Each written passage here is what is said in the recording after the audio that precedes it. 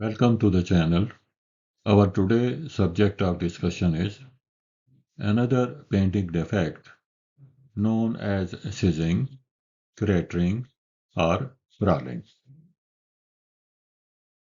The discussion would include the definition of cissing, cratering, or crawling, illustration and photograph, causes and countermeasures, infographics, cause and effect, further comments on this defect of grazing, cratering, or crawling, a technical reference sheet, what is test wipe, repair method, and finally, introduction to the next topic.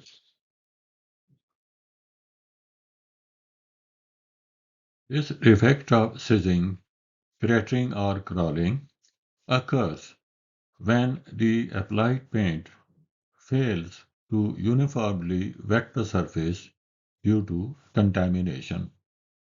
As a result, the paint is repelled in localized area, creating small crater-like depression. These depressions can vary in depth, density, and diameter, ranging from microscopic pinholes to visible craters up to 1 centimeter width. On close inspection, particularly under low magnification, a tiny particle or impurity is often visible at the center of the defect, acting as the contaminant that cause the paint to retract, resulting in the defect of sizzing, cratering, or crawling. Here are the photographs showing these defects. The paint is repelled by contaminants, forms crater-like depression as shown in these photographs. Now coming to the causes and countermeasure. The most prominent cause is the surface contaminations. Surface contamination, for example, wax, silicone, polish, oil, or grease. These contaminants left on the surface prevent paint from wetting the surface, thus causing repelling and crater formation. The recommended countermeasure is ensure thorough surface cleaning using suitable degreasers or cleaners before painting.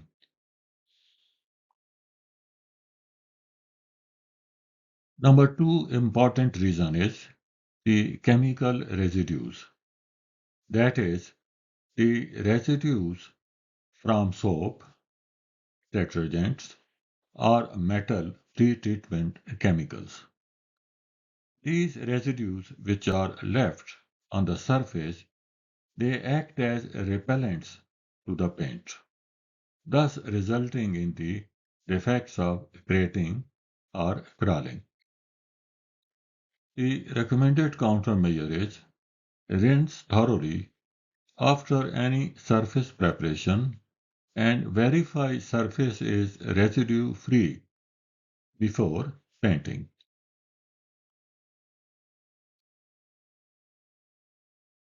The third important reason is the airborne contaminants from the internal sources. Airborne contaminants from various internal sources, including overspray of incompatible paint types, oil in compressed air, dry spray or overspray from the paints containing silicone-based anti-sizzing agents, aerosol-based anti-squeak or release agents, any dry polish residues settling on the surface. The recommended countermeasures are maintain clean, well-ventilated paint environments. B. Use oil-free or filtered compressed air. Avoid use of silicone-based additives as they are addition failure risk. Restrict aerosol use near paint zone, as the aerosol products may contain hidden silicones or wax, leading to airborne contaminants, resulting in defects like sizzing, cratering, or crawling. Ensure that surfaces are dust-free before painting.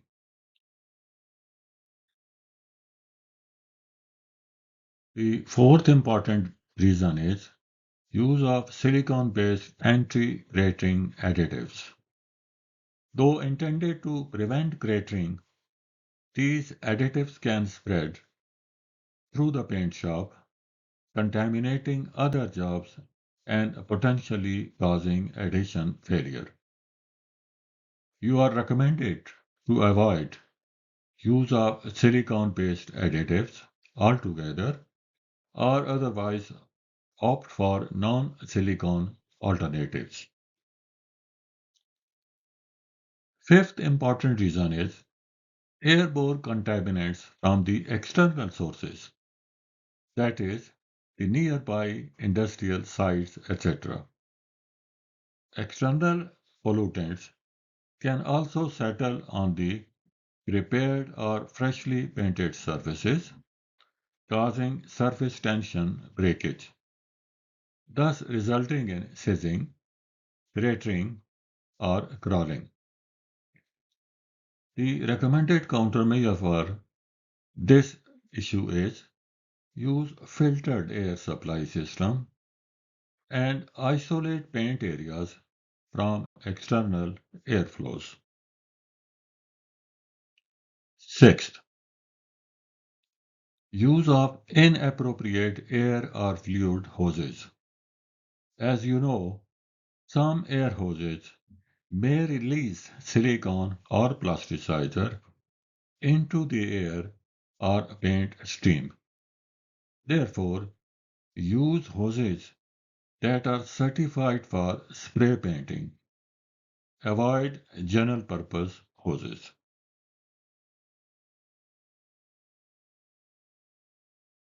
Since the infographics related to the causes and countermeasures as we have discussed just now.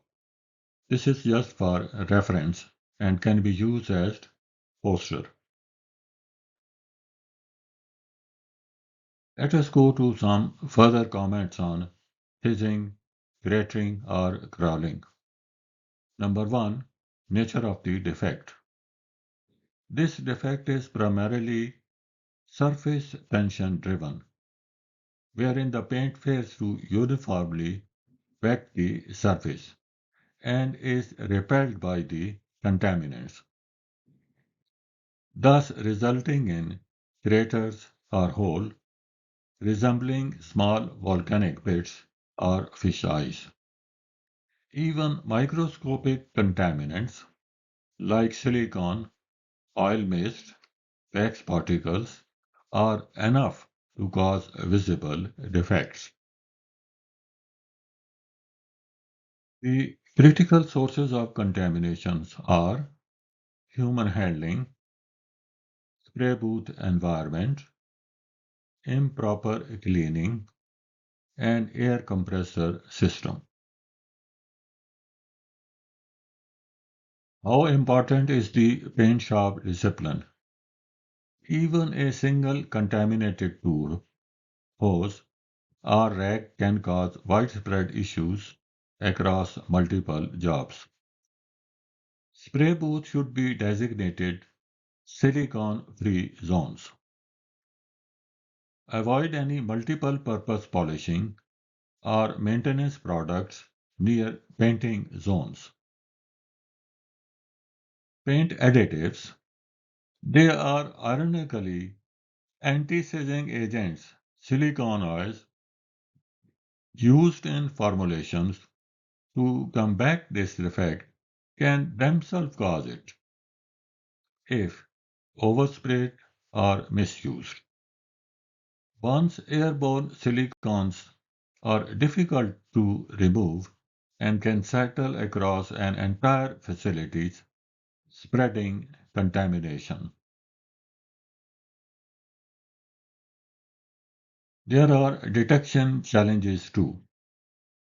Cratering often appears after drying, making it difficult to detect during application.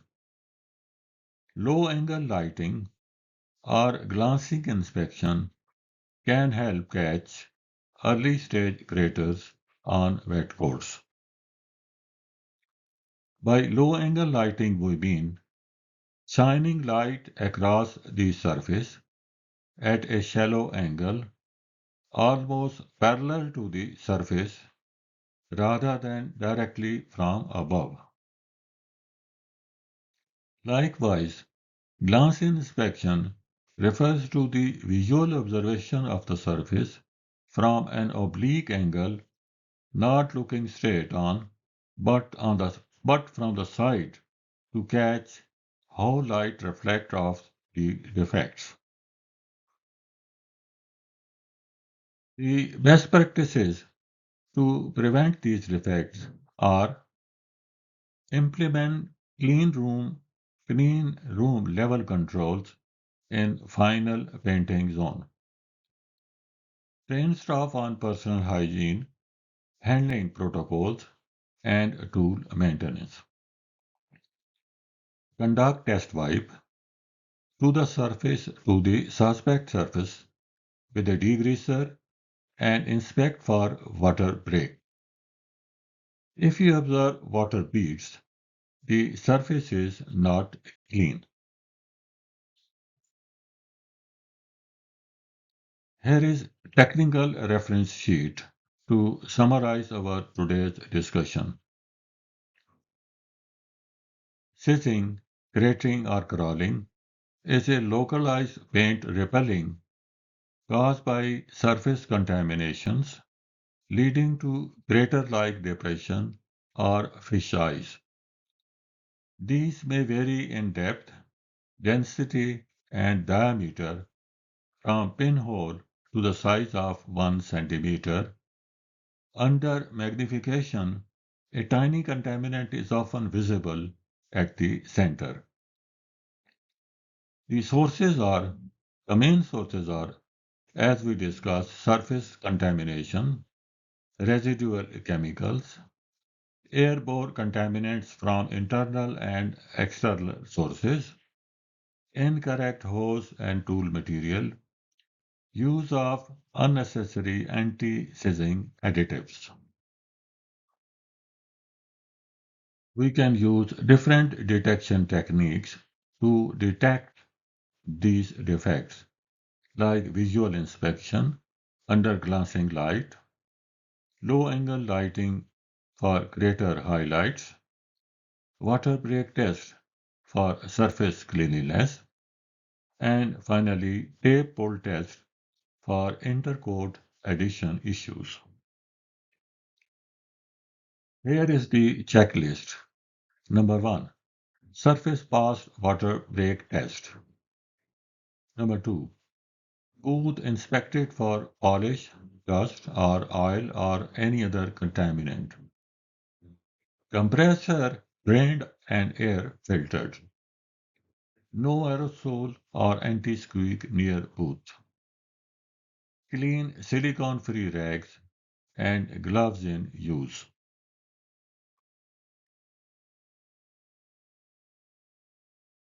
To confirm whether the surface is clean for painting, we are required to conduct test wipe. A test wipe is a quick, effective method used in painting to check if the surface is free from contaminants like silicone, oil, or wax. It helps ensure proper paint adhesion and avoid surface defects. How the test wipe can be conducted. It involves taking a clean white cloth or lint-free wipe, apply a paint-safe solvent or panel wipe degreaser to the cloth, wiping a small test area of the vehicle surface, often a section of the hood, fender, or a test panel. Observe the behavior of the solvent on the surface. Inspect the surface for beading or cratering of liquid that indicates contaminations. If no such effect are seen, then the surface is clean.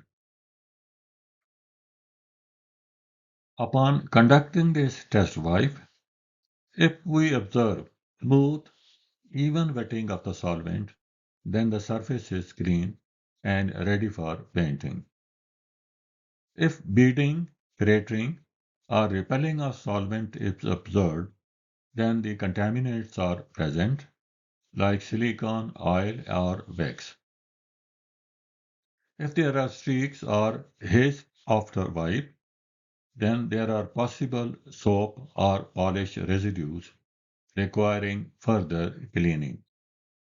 It is very important that the surface is clean because if it is ensured, it prevents costly rework, reduces paint defects, verifies surface preparation quality after cleaning or sanding, essential in quality critical environments like high-end refinishing.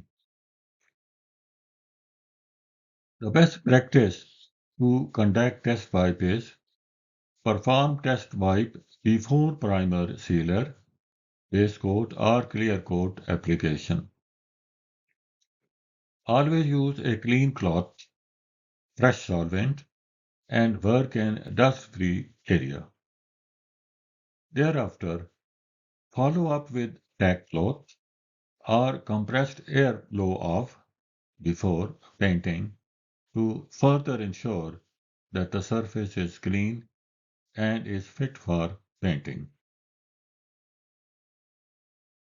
Now we come to the repair methods.